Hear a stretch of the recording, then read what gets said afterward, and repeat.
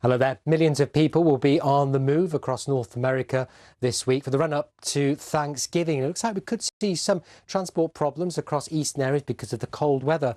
Satellite picture of the last 24 hours reveals this cloud, and there is some sleet and snow under it, also some freezing rain, particularly around the Great Lakes in towards New England. This weather front further south is bringing some heavy showers and thunderstorms to the Gulf Coast, but elsewhere, thanks to high pressure, it's a largely dry story. Quite warm across the west. That very cold Arctic air remains locked in place here as we head through the next few days. Meanwhile, across much of the west of the United States, a change is on the way as we head through this week. We'll see the hot, dry conditions replaced with more moist air and also some rain as an area of low pressure moves into California and the Great Basin. Of course, that is very good news for all the wildfires which have been burning out of control here.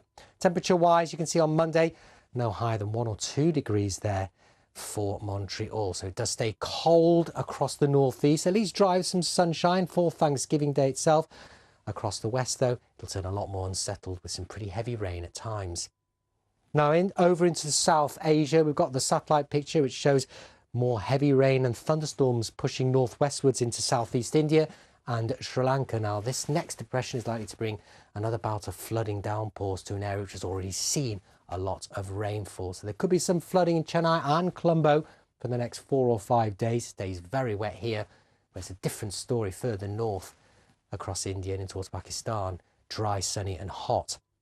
Now over to the Asia-Pacific region, I want to draw your attention to this area of heavy rain affecting the central Philippines. This is another tropical depression.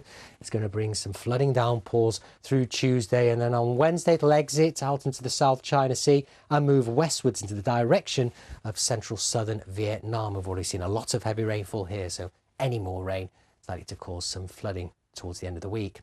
Over to Europe now, big area of high pressure across Scandinavia, bringing very cold air across much of the north of the continent. Series of low pressure systems from Spain and Portugal across to Greece and the Balkans, bringing heavy rain and strong winds. And we have seen some flooding here during the weekend to the start of the week. So it stays pretty mild, very wet and windy through Tuesday across the Mediterranean.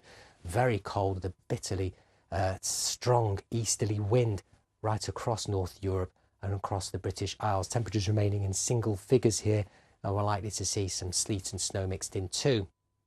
That